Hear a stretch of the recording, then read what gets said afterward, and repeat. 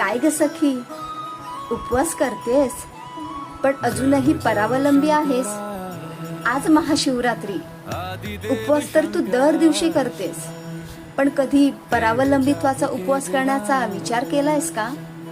शिव आणि शक्ती हे अर्धनारी नटेश्वर रूपाचे प्रतीक आहेत. स्त्री ही साक्षात शक्ती आहे, मग ती आर्थिक बाबतीत कमजोर का असावी? उपवास फक्त अन्नाचा कशाला ग?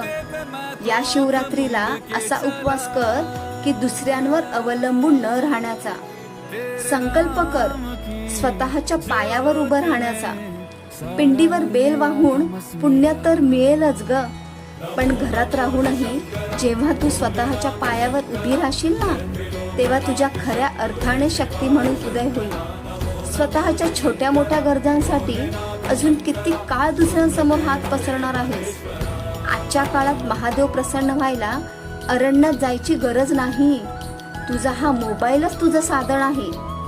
मी तर ठरवलंय, या शिवरात्रीला अजून 100 महिलांना स्वावलंबी करायचंय. तू त्यातली एक आहेस का?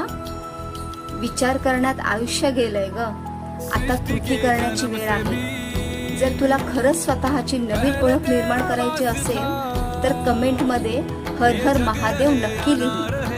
ही रील त्या मैत्रिणीला शेअर कर जिला स्वतःच्या पायावर उभं राहायची गरज आहे.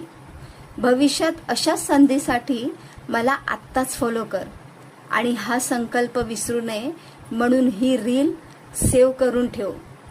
बघ हा, विचार कर. संधी दार ठोठावते. दार उघडायचं की कायमचं बंद ठेवायचं? निर्णय हा तुझा आहे.